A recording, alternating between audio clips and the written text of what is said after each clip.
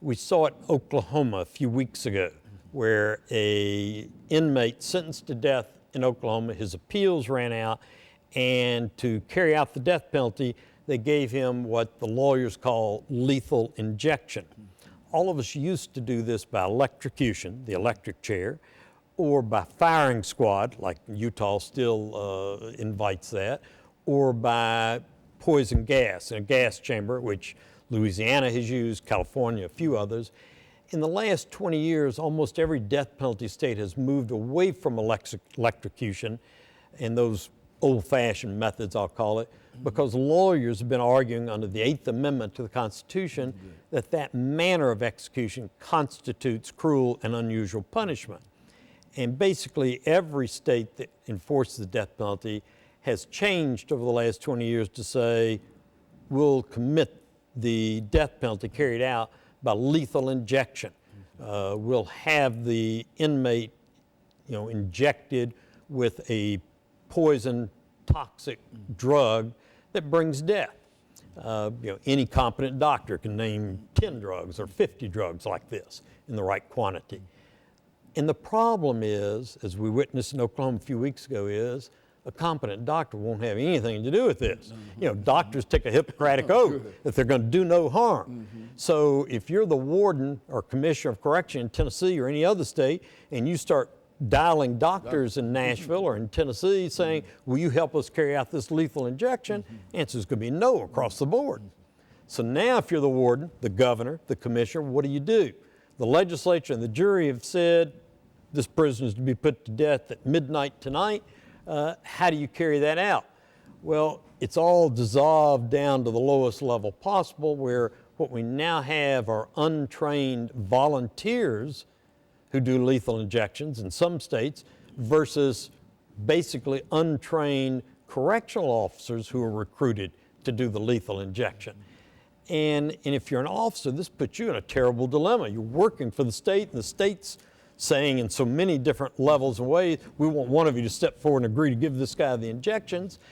And you get Oklahoma, where on the inmate condemned to death, they couldn't find a vein. It's just like when I or anybody goes to give blood at the doctor's office. They've got a trained medical technician there or a trained nurse who's going to find the appropriate vein and put that needle into my arm for the purpose of extracting blood. Well, it's the same thing with lethal injection. You're going to inject the drug into a vein to bring about several stages on the way to a few minutes later, lethal state death. None of these people in these 32 states know how to do that. None of them are trained to do it. None of them are medically licensed. So we've got volunteers, amateurs trying to carry out the state law.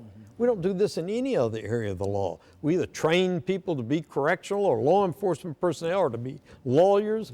They have to have licenses. This is the only area where we basically shut our eyes and say, okay, warden, anyway, you can do it. You just make him dead. That's not the way the law is supposed to function. And what happened in Oklahoma was they couldn't find a proper vein, or at least the volunteer or untrained person doing it said they couldn't find the proper vein. And the vein they finally, the femoral arteries, veins here in the thigh that they finally used, closed on them after it started, which means the prisoner, he was getting tortured with the drug, but he wasn't getting enough of the drug to die. And finally, after 28 minutes or 38 minutes, I forget which, he died not from the injection, but from a heart attack, probably brought on by the torture. Well, this isn't what the law is supposed to do.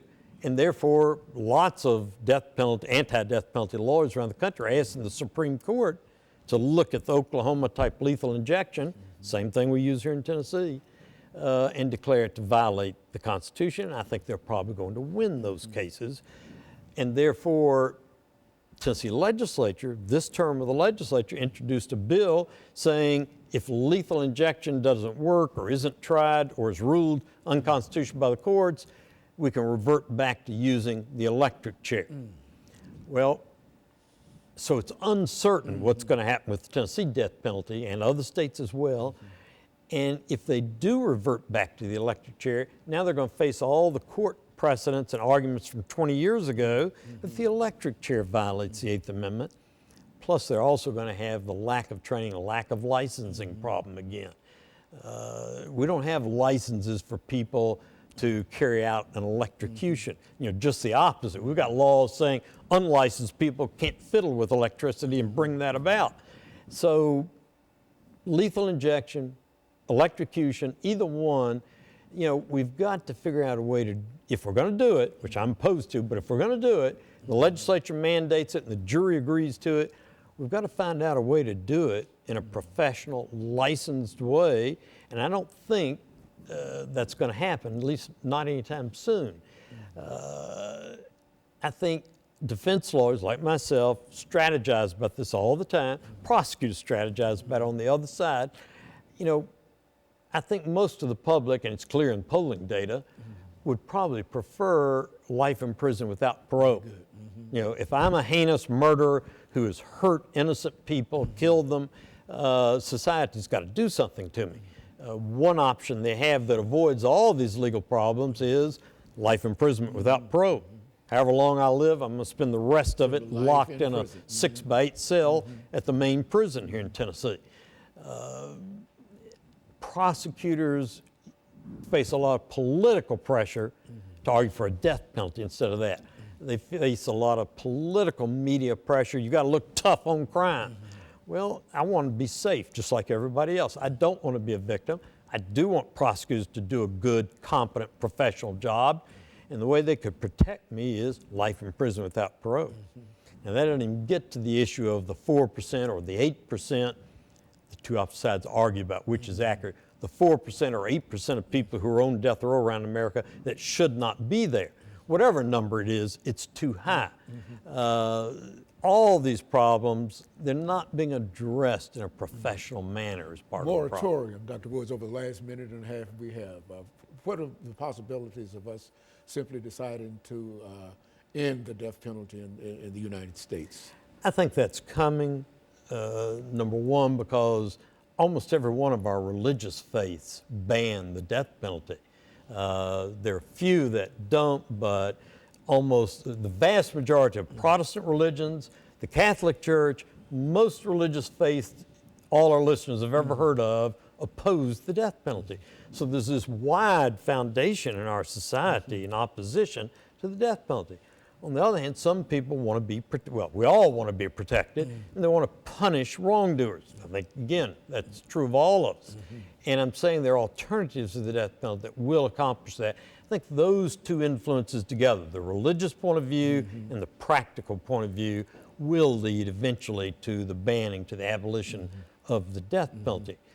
In the meantime, however, in various states around the country, especially Texas, the leader in executing people in the last 20 years, there are actual people being confronted from the commissioner to the warden to the governor to the lawyers to the courts about what are we going to do about this week, about this execution scheduled in Texas, how we're going to carry out a lethal injection, and there are no agreed upon answers to how to do that, which is a third reason, a third area of pressure, I think, that's eventually going to lead to abolition of the death penalty. The fourth reason I think it'll eventually be stopped is we do make mistakes. 4% of the time or 8% of the time, we've convicted people of the death penalty when in fact they were innocent and should never have been convicted of anything.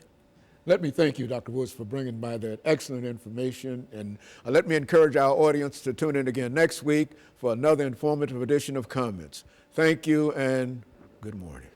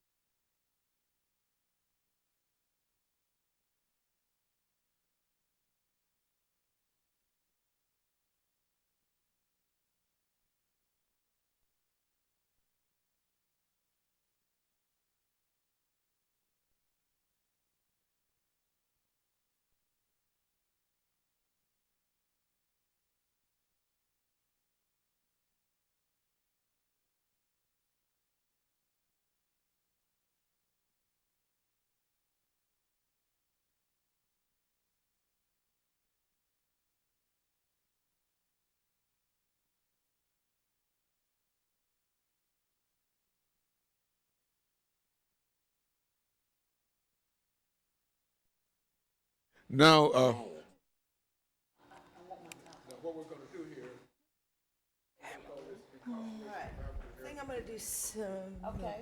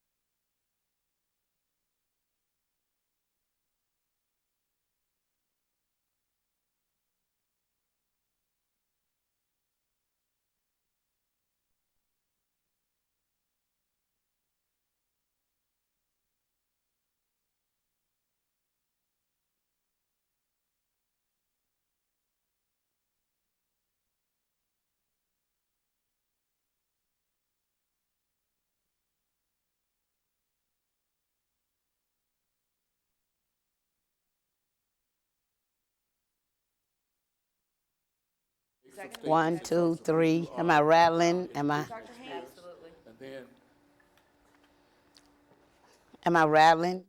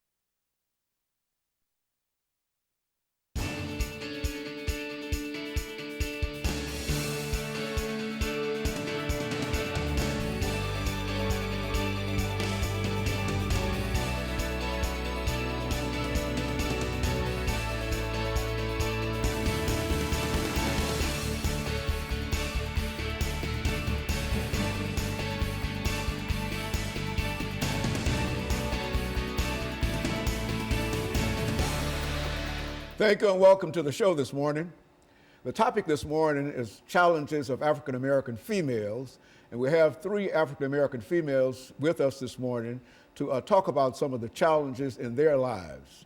Our first guest is Miss Greenlee, and of course Miss Greenlee has been with us on a number of occasions, and I think that our audience is quite familiar with Miss Clemmy Greenlee, who is the leader or the founder of an organization called Nashville Peacemakers.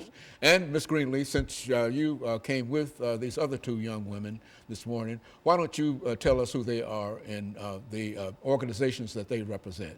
Oh, yes. So first of all, just thank you for having me once again, Dr. Haney. Yes, these lovely ladies. I have Miss Tiffany Love. She has her own nonprofit organization called Once in a Lifetime, which she will be talking about. I also have Miss ISwink. She has her own organization, which is, she's also life coach and community advocate, and she would definitely have some good ideas to be talking about during the show. Ms. Swink, well, let's start with you, and then Ms. Love can follow you, and we'll be able to bring it back up during this first segment. Ms. Swink, why don't you give us some information about your background, your education, and some of your experiences. Take about a minute and a half to do that, and Ms. Love will do the same thing, and then we'll come back and we'll finish this first segment for the show. Okay. Well, I am a certified life coach here in Nashville, and I have my own coaching business called Synergy Holistic Life Coaching. And what I did was I branched off of that a little bit as far as doing Synergy Expos, and that is to kind of help small businesses in Nashville through expos and cultural festivals to just kind of empower, themselves. And so I do work with a lot of African American women as far as, finding their goals and just kind of empowering them to be better than they were before, or something they didn't think they could do before. So. And Ms. Love? I'm actually the first African American Mrs. Tennessee. I was crowned in 2012, and from that stemmed my platform, Once in a Lifetime, where we change lives and we transform lives.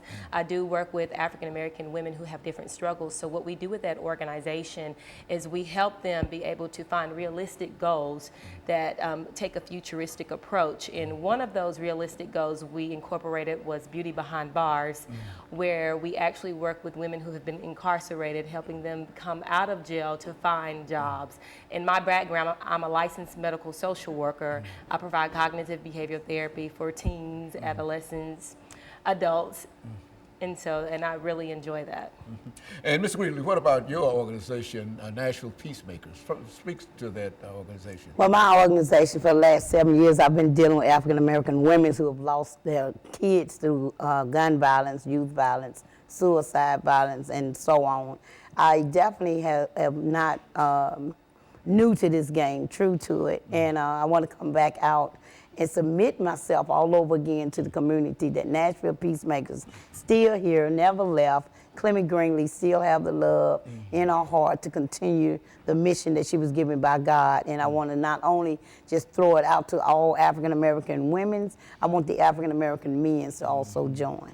And so your organization is reaching out not only to African American females, but also African American men and boys, I would imagine, who seem to be a problem in terms of dealing with African American females. Is that what we're saying? Yes. Not only do we have a high murder rate for our young African American boys, but we also have a high separation rate when it comes to marriage and boyfriend and girlfriends, because some of these young men really need to be educated on what a relationship is, and not only just how to treat a young lady. And of course, Ms. Love, now your organization is somewhat unique in terms of its efforts, and I would imagine that this has quite a bit to do with self-esteem. Is that? Absolutely it does. Most people think that just because you're incarcerated behind bars, that's what incarceration or imprisonment means. Actually, it's not. You can be trapped behind self-esteem, low self-esteem that is, depression, and you can be in your own prison and not even know it. So what we do is we turn ugly situations into beautiful destination, and that creates beauty behind bars. You don't have to be behind a physical prison to be behind bars of life. Anytime you have separated yourself from other things in life and have a sort of a negative, limited kind of attitude, you are in prison just the same. Is that what we're saying? Absolutely. The words that you speak out of your mouth, the life from words, you become that. And so I definitely believe that incarceration starts within self. If you put yourself in that situation, you can become incarceration of just self-doubt. And it's not only bars that makes a prison. Absolutely. But prisons can come from other things. And of course, what we'll do, we'll take this first commercial break, and we'll start with Ms. Swink, and then we'll have an opportunity over the next 8 minutes to explore some of these ideas. And we'll be back with our audience following this very, very short commercial break.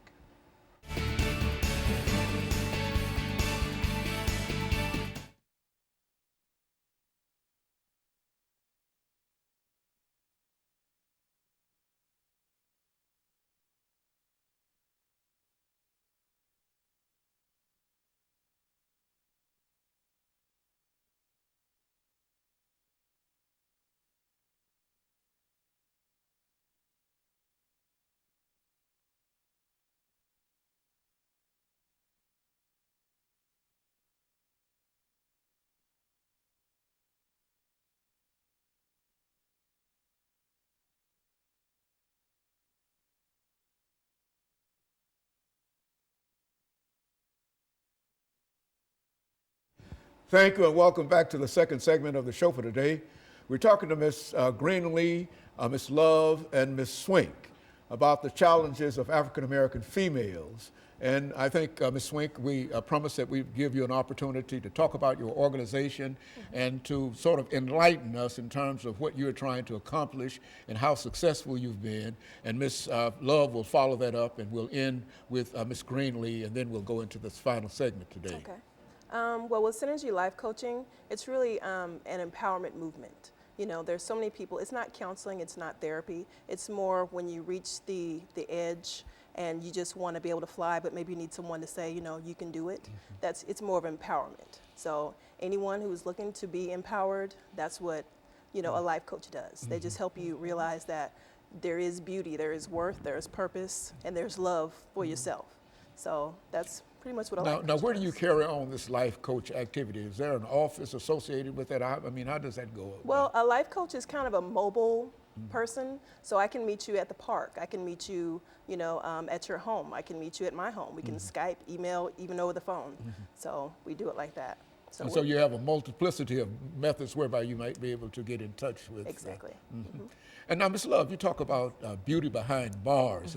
Elaborate upon that, this whole idea. Actually, the idea came from Clemmy and I. We were on the phone one night, and I said, you know, there's something that we need to do. As a former Mrs. Tennessee, there's never been a Mrs. Tennessee reach out to women who've been incarcerated. And so I said, you know, we really need to do something very unique. So Clemmy and I came up with the name Beauty Behind Bars, where we actually travel to prisons and jails, teaching the women how to love themselves from the inside out, also teaching them to take responsibility for the crime committed, how to learn to love, and forgive, because you have to have forgiveness to continue to move on. And then from there, we teach a 6-week course where the women learn how to write about the pain experience and how to express themselves. After that, we bring a beauty team that will give them a complete makeover. And after that, they sort of participate in like a pageant where they're able to display these skills learned within the 6 weeks course. So it's basically teaching them, once they are released from prison, that the ugly situation that brought them within the cell, they are now having beautiful destinations outside the cell. And that's, that really does a lot for self-esteem. And you can see that with the women that you're working with. Is that true? Absolutely. The women that we speak life into, you'll be amazed, the stories and walks of life that they come from, their self-esteem is so low. But by the time you finish talking to them and explaining to them that you're there to not judge them, but to prepare them for the outside world so that they can experience that love and absolutely feed back into someone else. It's all about what you do for someone else, full circle, 360, and these women will be able to do that once they're released from prison. Ms. Greenlee, one thing that we've always talked to you about was youth violence, and I think you came to us beginning with youth violence. Let's talk about that for the rest of this period, and we'll see how that figures out now. Well, first of all, Dr. Haney, let me just say how honored I am to have these two blessed, lovely women here on my team. I'm really honored, and I'm grateful that they came with me. You know, that was something that was brought to me through the death of my own son in '03. So I'm back on your show again because as of March 19, 2014, my 18-year-old nephew was murdered. It is rude accidentally because him and his best friend was playing with the gun and the gun went off. But a gun is a gun, a bullet is a bullet, a murder is a murder. So I want to quit pointing fingers at these young boys. I want to quit getting 50 years to life for these young boys. I want to educate and bring the awareness out here on the streets that these young boys are intelligent, they have dreams and they have visions. But if no one is willing to go to them and bring that out without worrying about their sagging pants, their tattoos, the gold in their mouth, their dreadlocks, and worry about what they have here, then we're going to always continue to lose our generation. So I'm always going to be the one out there in the trenches, female or not. I know people have a problem because I'm the only female out there. Well, I tell them dial 1-800-JESUS. He the one put me out there. So I'm going to continue to work on my young black men. I got a 12-year-old grandson. I am scared to death that I'm either going to lose to the system or you lose to the graveyard. And if I can help it, I'm not going to do neither one because he's an A and B student. How many of these other young black males out here are A and B students, but we're losing them because we won't give time to find out what's really going on with them?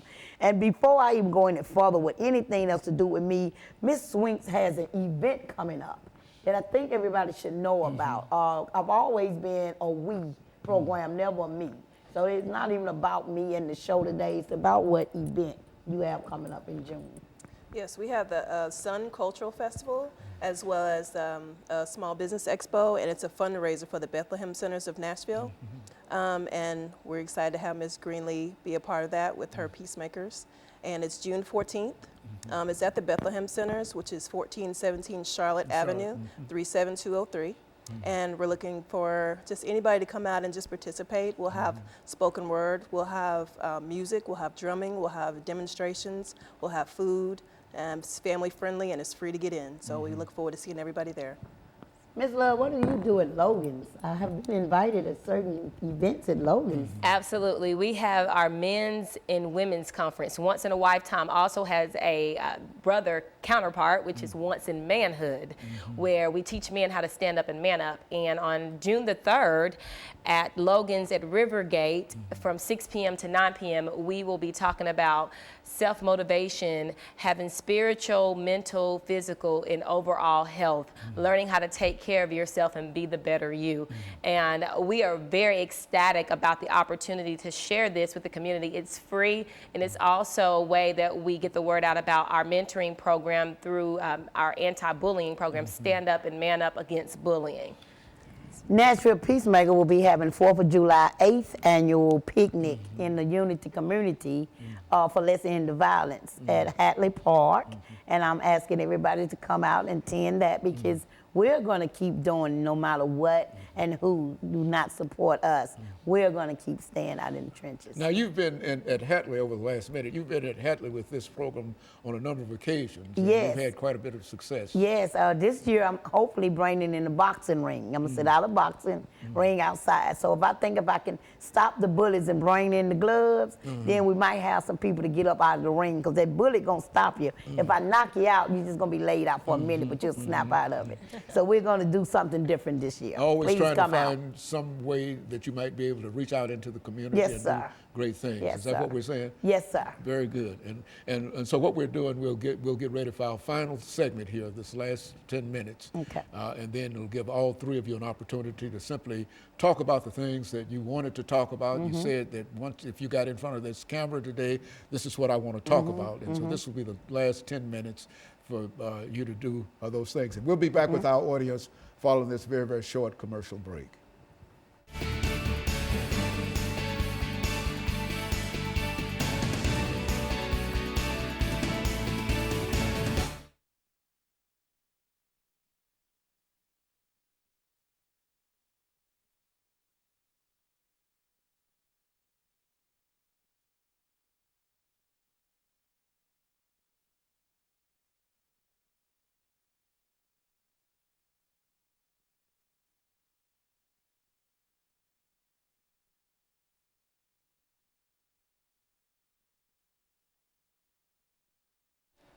Thank you and welcome back to the final segment of the show for today.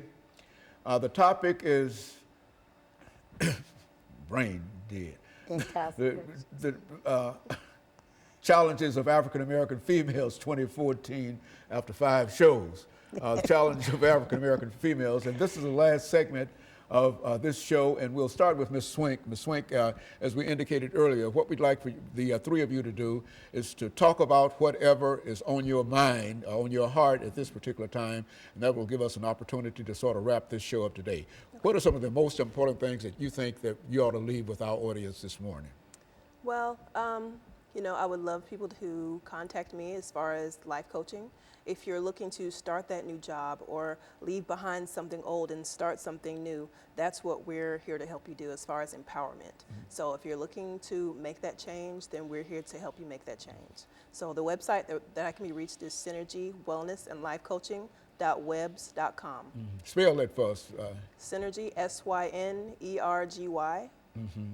The whole thing? Yeah, synergy dot. Synergy, it's Synergy Wellness and Life Coaching. So that's SYNERGY, WELLNESSANDLIFE.WEBS.com. Very good. Of course, I think that sort of gets all of that information in. Ms. Love?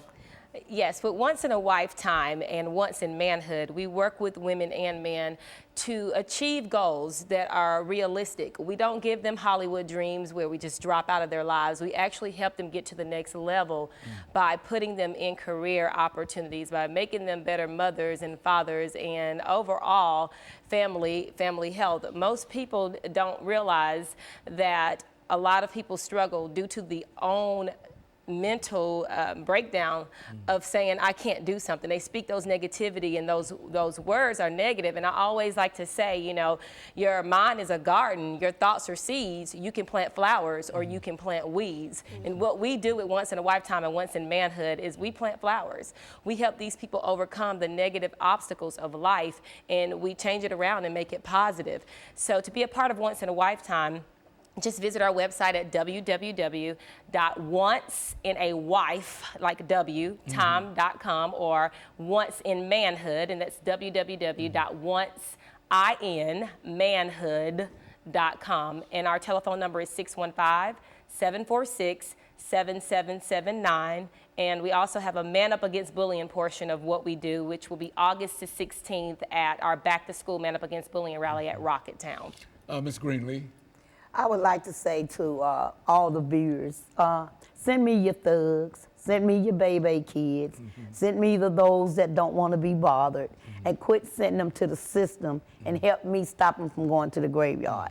So my organization is nonprofit. Started putting your dollar in my bucket and quit putting it in buckets that's not doing any good deed for our kids or our community. NashvillePeacemakers.org is my website.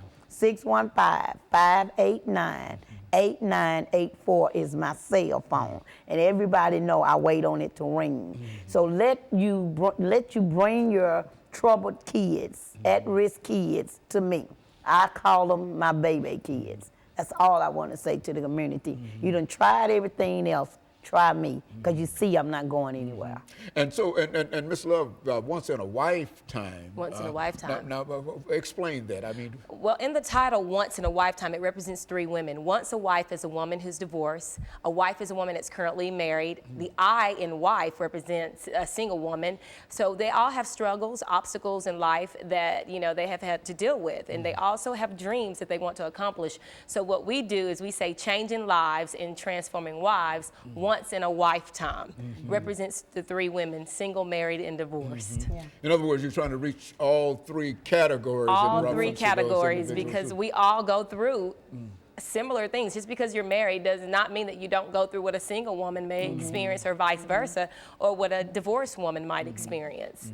Now, Ms. Swink, how have you found folks reacting, responding to a life coach? That's sort of, I'm sure that that's an old profession, but that's sort of new to many of us. We don't really understand exactly what a life coach does, and et cetera. Well, a life coach is really your own personal life coach. So basically, you know, you come to them and you have to be at a point in your life where you're saying, you know what, I really want to step out on faith, but I need someone to say, you know, you can do this. You know, so basically it's just empowering you to understand that you have that power inside of yourself to do anything that you put your mind to. And so basically a life coach is the person who says, you know what, so you want to start that new business, why don't you do it? You know, and they have to answer that, be accountable to themselves. And then once you hold that in your hands, your own accountability, it kind of lets you know that that's really nothing, and I could take that step out there with no fear. So it's kind of, you know, empowering people to be fearless, to be authentic in themselves, to show love to others, and just be their true selves. And so in a real sense, I think what the three of you are saying this morning is that when we talk about challenges of African American females 2014, is that it's about time for African American females, and of course I think, Ms. Love, you've also indicated African American males as well, to step forward and to identify some of the issues that they have in their lives and be able to either work it out with a coach or work it out through love or work it out through some organization like the Nashville Peacemakers. Is that what we're saying? Oh, yes, this is exactly what we're saying. I think it's time for us to be bold enough to know that we can step out too. I mean, I'm not racist, never have been. But I think we feel that we are the least of thee because we put our own self in that category. And if we empower ourselves, if you give us three women the opportunity to come into your life and to help teach you the skills that we know, instead of the first thing the black African-American woman would do is, I'm not letting her in, or I don't want to be a part of her. She thinks she all that. Well, yeah, we do. And that's why we're asking you to come so and let us teach you how to be all of that. So, you know, if you help me work on the men's, we might be able to get them a good wife. And if you help get them a good wife, then both of them can go to Ms. Swint and then do the life coaching. So this is it's a role win-win situation. Ms. Swint, last go around, any final statements for you?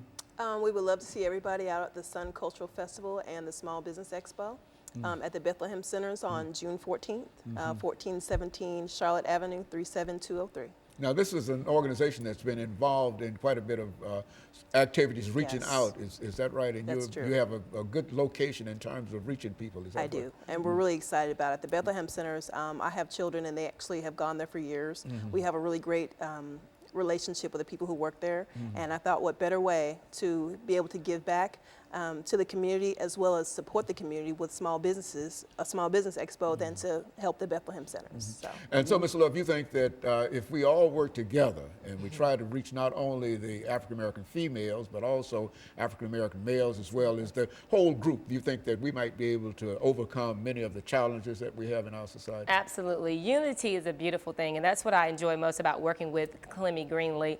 She always is thinking about others above herself. You know, you're better together than you are apart, and we have to reach down and we have to pull people up. If nobody reaches, nobody gets touched.